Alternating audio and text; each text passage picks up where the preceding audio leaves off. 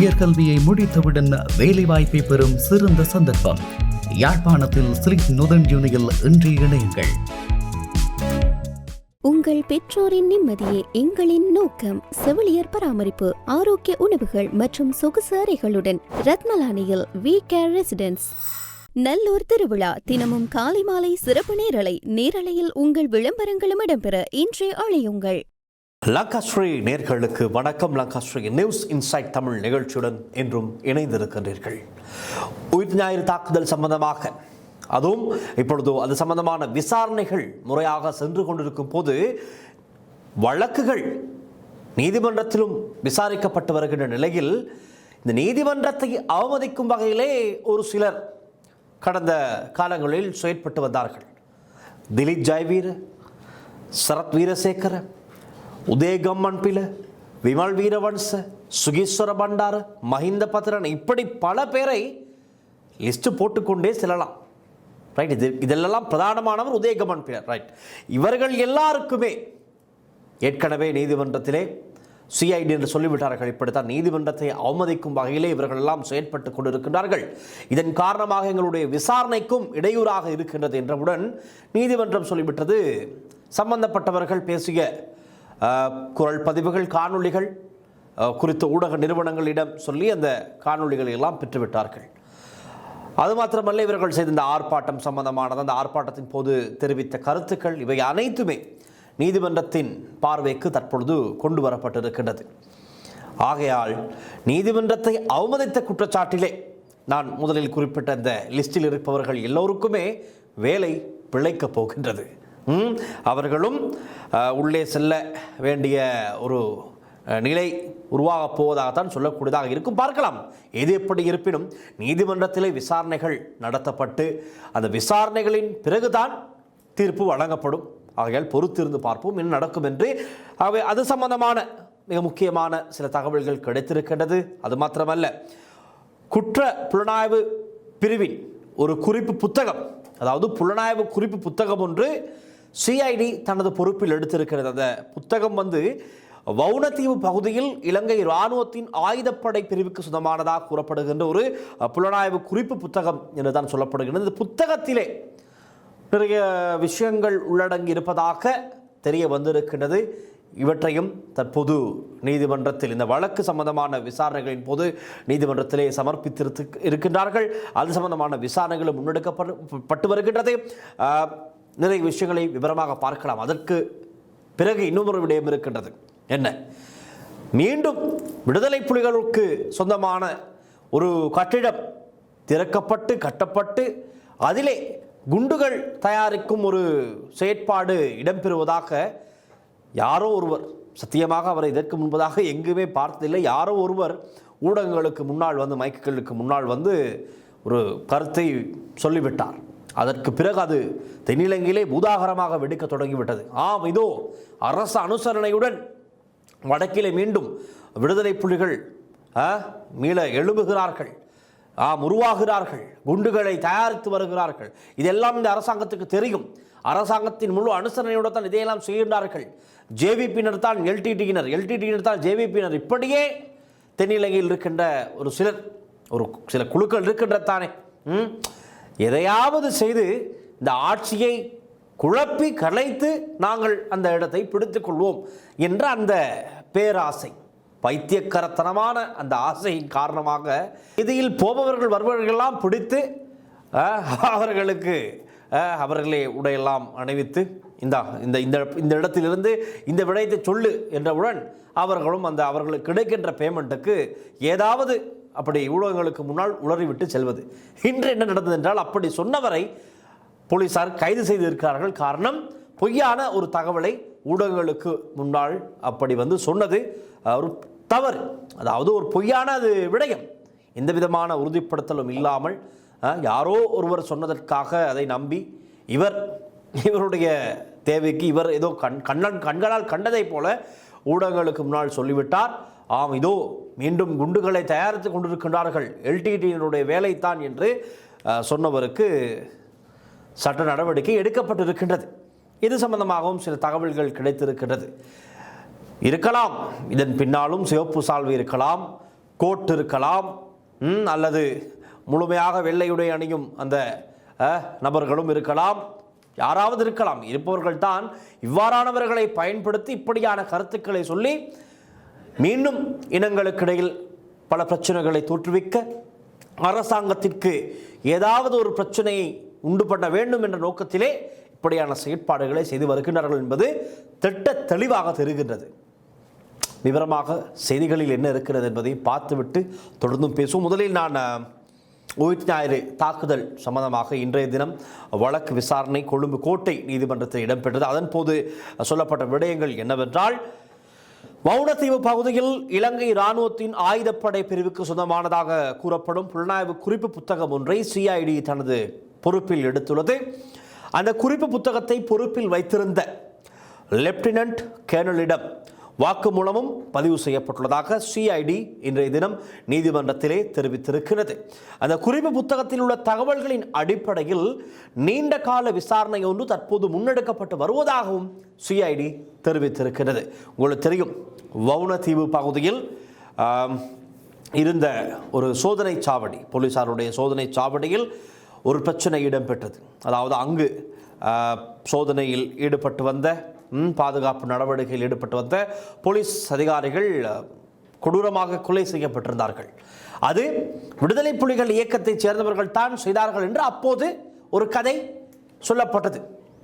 அதற்கு ஆதாரமாக அதை நிரூபிக்கும் வகையிலே இங்கு இருக்கின்ற ஒரு ஜாக்கெட் முன்னாள் விடுதலை புலிகள் இயக்க உறுப்பினர், முன்னாள் உறுப்பினருடைய வீட்டிற்கு முன்பாக இந்த ஜாக்கெட் போடப்பட்டிருந்தது.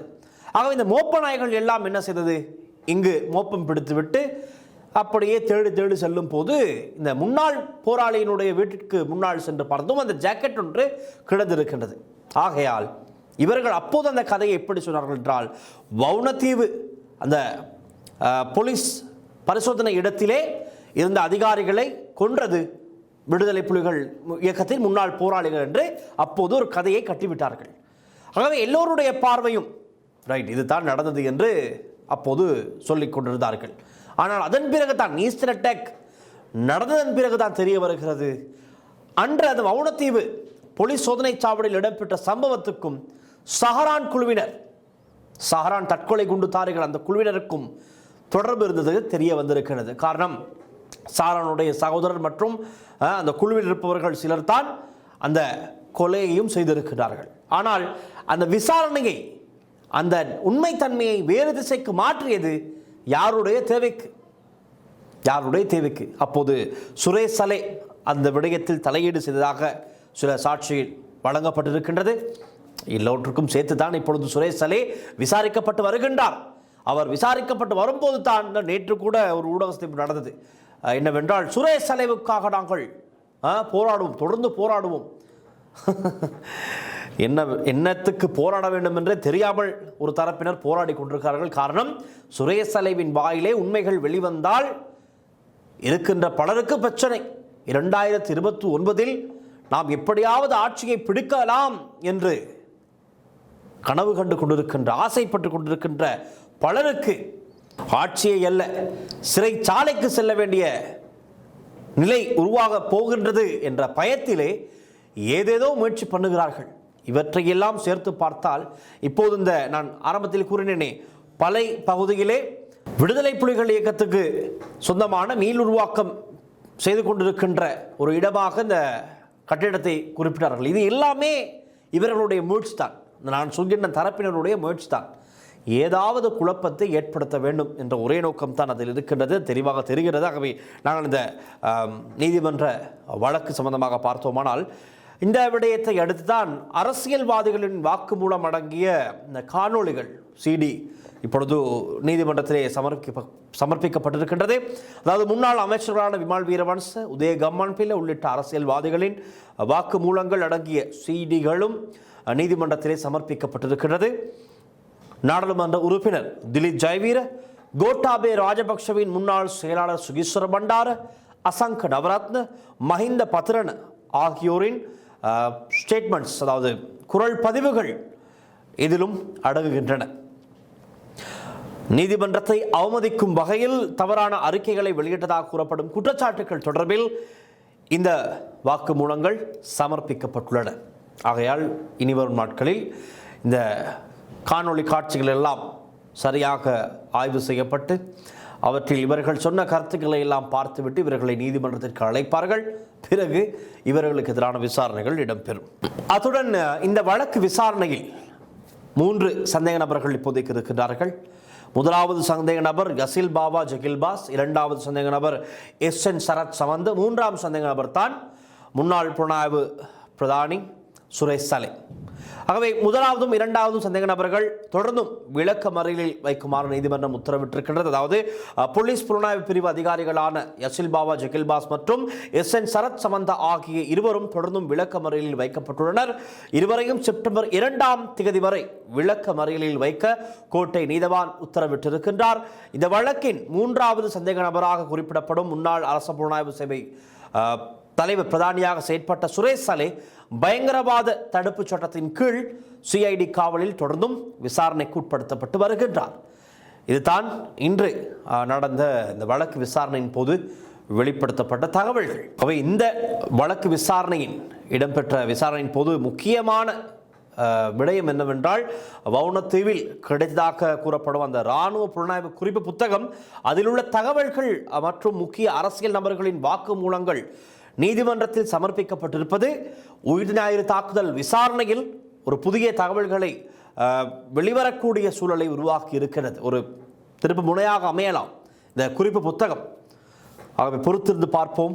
இது சம்பந்தமான மேலதிக தகவல்கள், புதிய தகவல்கள் இனிவரும் நாட்களில் எங்களுக்கு உடனுக்குடன் கிடைக்கும். கிடைத்தவுடன் உங்களுக்கும் அறிய தர நாம் தயாராக இருக்கின்றோம். அந்த செய்தியை தொடர்ந்து அடுத்ததாக நான் முதலில் குறிப்பிட்ட இந்த பளை பகுதியில் இதாக சொல்லப்படுகின்ற LTT பயிற்சி முகாம், அது சம்பந்தமாகத்தான் இப்பொழுது பெரும் பேசு பொருளாக இருக்கின்றது.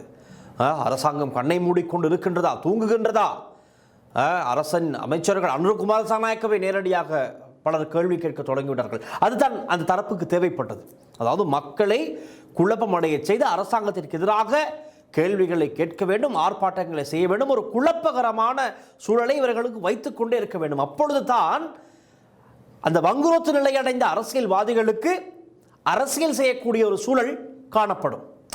எதுவுமே இல்லாவிட்டால் மக்களுக்கு மெட்ரோ பேருந்துகளும் சரி, புகையிரதங்களும் சரி, அதே போல புது புது விடயங்கள், லஞ்ச ஊழல் விசாரணை ஆணைக்குழுவில் இடம்பெறுகின்ற விசாரணைகள் மூலம் கடந்த காலங்களில் ஊழல் மோசடிகளில் ஈடுபட்டவர்களை கைது செய்து உள்ளே அனுப்பினாலும் சரி, ஊழல் மோசடி இல்லாமல் அரசாங்கம் ஆட்சி நடத்தி கொண்டு செல்லும் போதும் சரி, இவர்களுக்கு எதை வைத்து அரசியல் செய்வது? ஏதாவது அரசியல் செய்ய ஒரு காரணம் இருக்க வேண்டுமே. இன்றைய நாளுக்கு அல்லது இன்றைய வாரத்துக்கு பேசு பொருளாக ஏதாவது ஒன்று இருக்க வேண்டும். இருந்தால்தான் இவர்களுக்கு அரசியலையும் செய்து கொண்டு காழ்ப்புணர்ச்சியுடன் அரசாங்கத்தை விமர்சித்துக் கொண்டு ஒரு குழப்பத்தை ஏற்படுத்தலாம் என்ற அந்த நிலைப்பாட்டிலே பல்வேறுபட்ட சூழ்ச்சிகளில் ஈடுபட்டு வருகின்றார்கள். அப்படி ஒன்று தான் இதுவும். இப்பொழுது அந்த நபர் கைதாக இருக்கின்றார். அவரிடம் இனி விசாரணைகள் இடம்பெறும்.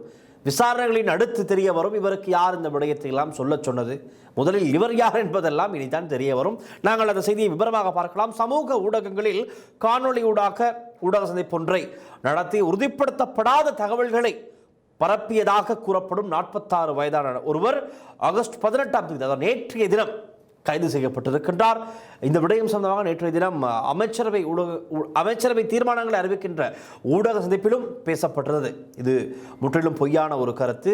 அது அந்த காணி சம்பந்தமான பிரச்சனைகள் இருக்கின்றது. சட்டவிரோதமான இந்த காணி அபகரிப்பு ஒன்று இடம்பெற்றிருக்கின்றது. ஆனால் இந்த நபர் குறிப்பிட்டதை போல LTT பயிற்சி முகாம், குண்டுகளை உருவாக்குகின்றார்கள், அதுதான் அங்கு நடக்கின்றது, இப்படி எதுவும் இல்லை என்றதை நேற்றைய தினம் அமைச்சர் நளின் ஜெயதிசவும் உறுதிப்படுத்தியிருந்தார். ஆகவே தான் இந்த நபர் கைது செய்யப்பட்டிருக்கிறார். நாங்கள் விவரமாக பார்ப்போம். பயங்கரவாத தடுப்பு மற்றும் விசாரணை பிரிவினரால் இந்த கைது மேற்கொள்ளப்பட்டிருக்கின்றது. அக்கராயன்குளம் போலீஸ் பிரிவிற்குட்பட்ட பளை வனப்பகுதியில் LTTE பயிற்சி முகாம் இயங்குவதாகவும் உறுதிப்படுத்தப்படாத தகவல்களை பரப்பியதாக அவர் மீது குற்றச்சாட்டு முன்வைக்கப்பட்டிருக்கிறது.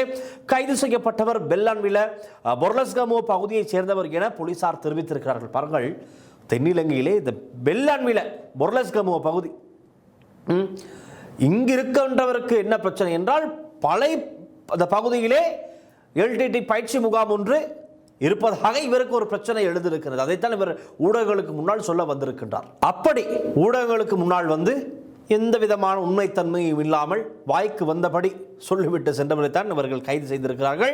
அவர் இன்று கொழும்பு பிரதான நீதவான் நீதிமன்றத்திலே முன்னிலைப்படுத்தப்பட உள்ளார் என்ற தகவலும் எங்களுக்கு கிடைத்திருக்கின்றது. அது மாத்திரமல்லாமல் இந்த ஊடக சந்திப்பில் அவர் கூறியதாக சொல்லப்படுகின்ற விடயங்களையும் நாங்கள் அவதானம் செலுத்த வேண்டும். பலைவன பகுதியில் சுமார் 49 ஏக்கர் அரச காணி அளிக்கப்பட்டு கட்டடம் ஒன்று நிர்மாணிக்கப்பட்டுள்ளதாக அவர் இந்த ஊடக சந்திப்பின் போது தெரிவித்திருந்தார். அங்கு தினமும் பெருமளவானோர் வருகை தருவதாகவும் அவர் அந்த ஊடக சந்திப்பிலே தெரிவித்திருந்தார். அப்பகுதியில் LTTE பயிற்சி முகாம் மற்றும் குண்டு தயாரிக்கும் தொழிற்சாலை இயங்குவதாக அவர் அந்த ஊடக சந்திப்பின் போது கருத்து தெரிவித்திருந்தார். இந்த விவகாரம் தொடர்பில் 7 வழக்குகளை தாக்கல் செய்த பலை வன அதிகாரிக்கு மரண அச்சுறுத்தல் விடுக்கப்பட்டுள்ளதாகவும் அவர் தெரிவித்திருந்தார். குறித்த அந்த வழக்கு பதிவு செய்த அதிகாரியையும் அவரது மனைவியையும் பாதுகாப்புக்காக குருநாகல் பகுதிக்கு இடமாற்றம் செய்ய வேண்டும் என்றும் இந்த நபர் அந்த ஊடக சந்திப்பில் வைத்து கோரிக்கையும் விடுத்தார். அது மாத்திரமல்ல, இந்த விவகாரம் தொடர்பாக ஜனாதிபதி அன்ருகுமார் சனக்க, பாதுகாப்பு செயலர் ரவி செனவிரத்ன மற்றும் போலீஸ் பொறுப்பான அமைச்சர் ஆனந்த விஜயபால் ஆகியோருக்கும் தனிப்பட்ட முறையில் ஆவணங்கள் மூலம் அறிவித்ததாகவும் இந்த நபர் அந்த ஊடக சந்திப்பிலே தெரிவித்திருந்தார். ஆனால் இது அத்தனையும் பொய் என்று தான் உறுதிப்படுத்தப்பட்டிருக்கின்றது. யாருடைய தேவைக்கு இவர் இதையெல்லாம் ஊடகங்கள் முன்னால் வந்து சொன்னார் என்பதே இனி விசாரிக்கப்படும். இவருடைய பின்னணியில் யார் இருக்கின்றார்கள், என நோக்கத்திற்காக இவர் இந்த கருத்தை வந்து சமூகத்திற்கு ஊடக சந்திப்பினூடாக சொல்ல முற்பட்டார் என்ற விசாரணைகள் இனி இடம்பெறும், உண்மைகள் வெளிவரும். நேற்றைய தினம் இந்த ஊடக சந்திப்பின் போது பேசிய அமைச்சர் நளின் ஜெயதிச சொன்ன விடயங்களாவது உண்மையில் இந்த சட்டவிரோத காணி ஆக்கிரமிப்பு தொடர்பான சம்பவம் என அவர் உறுதிப்படுத்தி இருக்கின்றார். கிளிநொச்சி மாவட்டத்தின் அக்கராயன் குளம் போலீஸ் பிரிவிற்குட்பட்ட கண்ணகிபுரம் கிராம சேவகர் பிரிவின் முக்கன்பன் பகுதியில் இந்த சம்பவம் இடம்பெற்றதாகவும் அவர் தெளிவுபடுத்தியிருந்தார். குறித்த நிலப்பகுதி 2019ஆம் ஆண்டு வனப்பகுதியாக வர்த்தமானி அறிவித்தல் மூலம் பிரகடனப்படுத்தப்பட்டதாக அமைச்சர் நளின் ஜெயதிச தெரிவித்திருந்தார். ஒருவர் அந்த பகுதியில் சுமார் 30 ஏக்கர் நிலத்தை சட்டவிரோதமாக அழித்து, அதாவது காடு அழிப்பு ஒன்று இடம்பெற்றிருக்கின்றது. அது சட்டப்படி குற்றம், சட்டப்படி தவறு. அதற்கான நடவடிக்கைகள், சட்ட நடவடிக்கைகள் எடுக்கப்பட்டிருக்கிறது. வழக்குகளும் தொடர்ந்து அவருக்கு மீண்டும் பிணையும் வழங்கப்பட்டிருக்கின்றது. அதைத்தான் அமைச்சர் அவ்வாறு தெரிவித்திருக்கின்றார். அந்த காடழிப்பிற்கு பிறகு அங்கு 3 மாடி கட்டிடம் உட்பட 4 கட்டிடங்கள் அமைக்கப்பட்டதாகவும் தகவல்கள் இருக்கின்றது. அங்கு ஆடை தொழிற்சாலை ஒன்று நடத்தப்பட்டதாகவும் அமைச்சர் நலிந்த தெளிவுபடுத்தியிருந்தார். ஆகையால் சட்டவிரோத காணி ஆக்கிரமிப்பு தொடர்பான வன பாதுகாப்பு திணைக்களத்தால் 7 வழக்குகள் தாக்கல் செய்யப்பட்டுள்ளதாக அமைச்சர் தெளிவுபடுத்தியிருந்தார். அதன் பின்னர் வன அதிகாரிகளுக்கு கடமைகளுக்கு இடையூறு செய்யப்பட்டதாக கூறப்படும் குற்றச்சாட்டில் முக்கிய சந்தேக நபர் உட்பட அந்த காடழிப்பு செய்த அந்த நபர் உட்பட 9 பேர் ஜூலை 24ஆம் தேதி STF மூலம் கைது செய்யப்பட்டு விளக்கமறியலில் வைக்கப்பட்டதாக தகவல்கள் தெரிவிக்கின்றன. இதையும் நேற்று அமைச்சர் நளின் ஜெயதிச தெளிவுபடுத்தியிருந்தார். ஆகையால் இவ்வளவு தெளிவுபடுத்தலுக்கும் பிறகும் இப்பொழுது LTT முகாம் ஒன்று அந்த பகுதியில் இருந்தா இல்லையா என்பது குறித்த ஒரு முடிவுக்கு வரலாம். அப்படி ஒன்றும் இல்லை. உண்மையா என்ற குற்றச்சாட்டு அல்லது சட்டவிரோத காணி ஆக்கிரமிப்பு சம்பவம் அரசியல் அல்லது சமூக ஊடகங்களில் வேறு விதமாக சித்தரிக்கப்பட்டதா என்ற கேள்வி எழுந்திருக்கின்றது.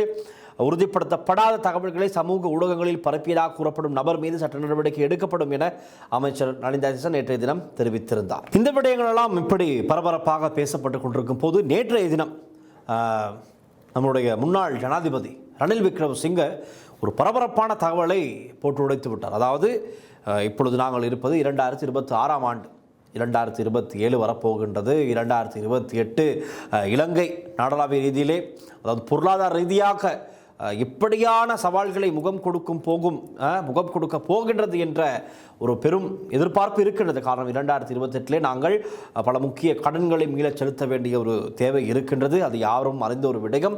ஆனால் அப்படி இருக்கும் போது ரணில் விக்ரமசிங்க முன்னாள் ஜனாதிபதி நேற்றைய தினம் ஒரு நிகழ்வில் கலந்து கொண்டு கருத்து தெரிவிக்கும் போது சொல்கின்றார், 2028 மீண்டும் இந்த இலங்கை நாடு வங்குரோத்து நிலை அடையப் போகின்றது, வங்குலத்வெனவா அப்படி என்றே சொல்லிவிட்டார். அதாவது 2022 இந்த நாடு எப்படி விழுந்ததோ, எப்படி வங்குரோத்து நிலை அடைந்ததோ, அதே போன்று 2028 இந்த நாடு பெரும் பிரச்சனைக்கு முகம் கொடுக்க போகின்றது. அதற்கு ஏற்ற வகையிலேயே திலீப் ஜெயவீர அந்த நிகழ்வு முடிஞ்சு வெளியே வந்து மிக பெரும் ஒரு போராட்டம் இலங்கையில் இடம்பெறப் போகின்றது, இவர்களால் சமாளித்து கொள்ளவே முடியாது.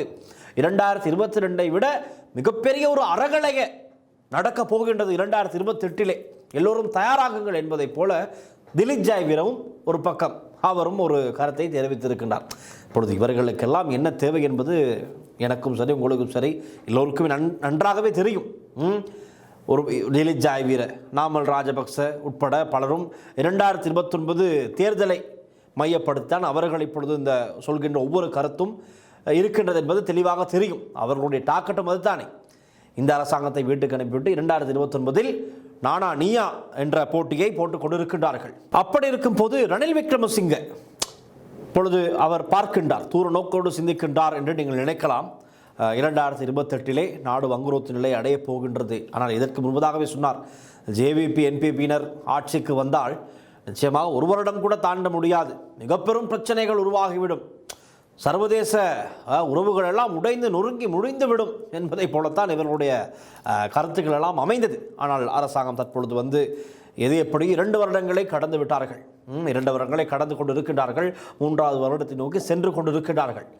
நிறைய சவால்கள் இருக்கின்றது, இல்லாமல் இல்லை. நிறைய விமர்சனங்கள் இருக்கின்றது, இல்லாமல் இல்லை. நிறைய பிழைகள் இருக்கின்றது, இல்லாமல் இல்லை.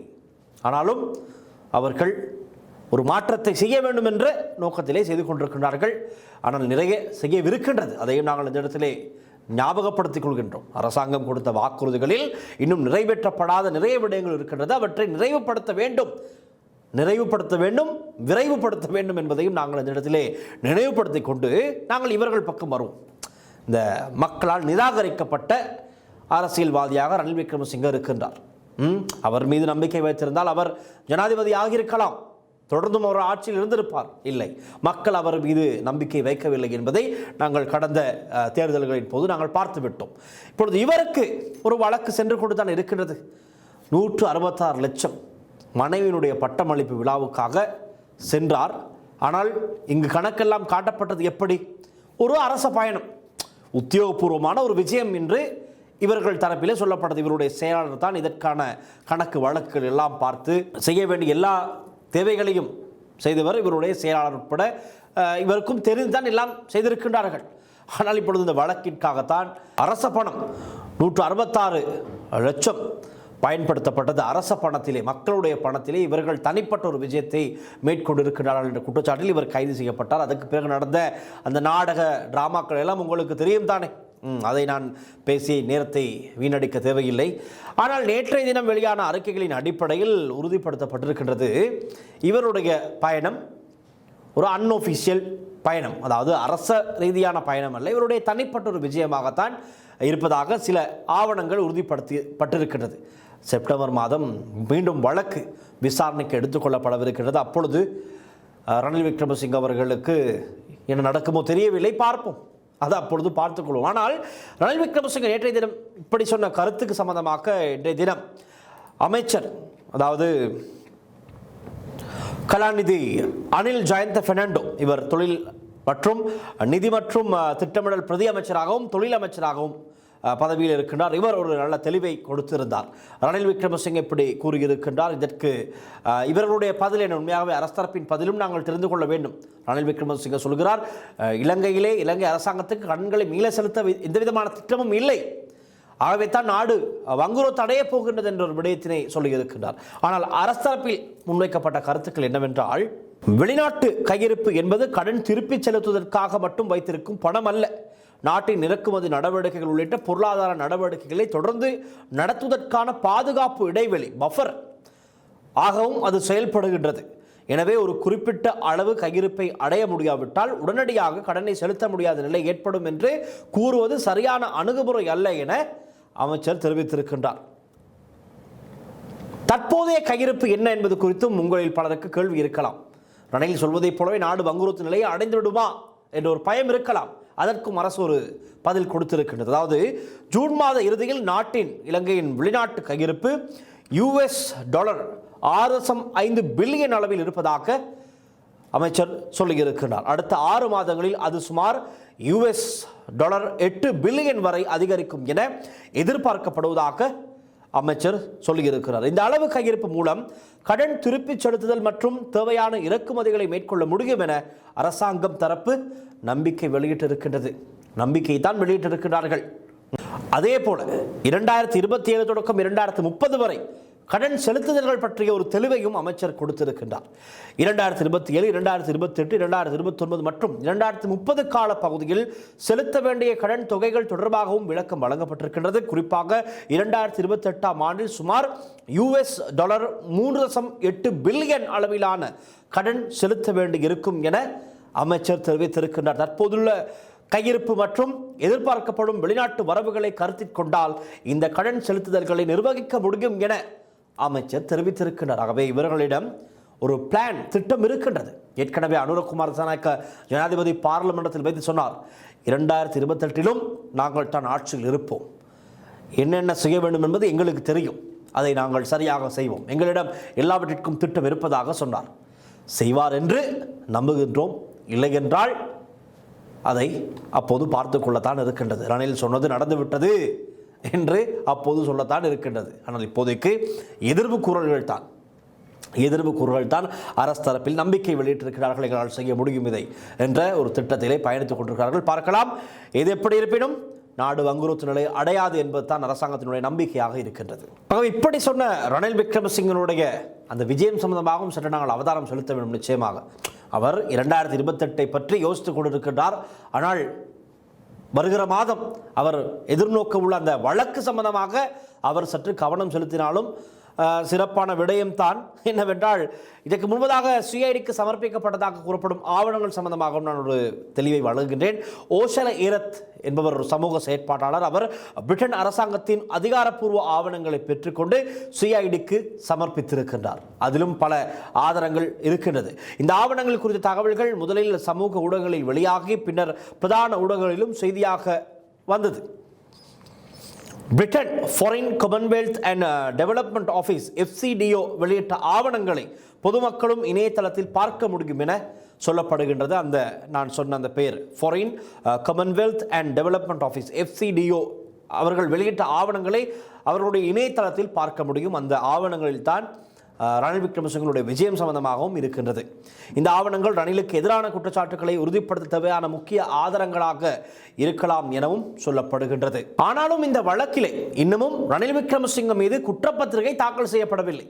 சட்டமா அதிபர் திணைக்களம் தரப்பிலே இது சற்று இழுப்பறி நிலையாகத்தான் இருக்கின்றது. இது ஒரு பல பேர் குற்றச்சாட்டாகவும் முன்வைத்தார்கள். ஏன் இன்னமும் ரணில் விக்ரமசிங்க இப்படி ஒரு தவறை செய்திருக்கிறார்கள், ஏன் இன்னும் குற்றப்பத்திரிகை தாக்கல் செய்யாமல் இருக்கின்றது என்ற ஒரு கேள்வியும் இருக்கின்றது. அதற்கும் நாங்கள் பதிலை எதிர்பார்க்கின்றோம். குறிப்பாக ரணில் விக்ரமசிங்க தொடர்பான வழக்கில் குற்றப்பத்திரிகை தாக்கல் செய்வது தாமதமாகி வருகின்றது.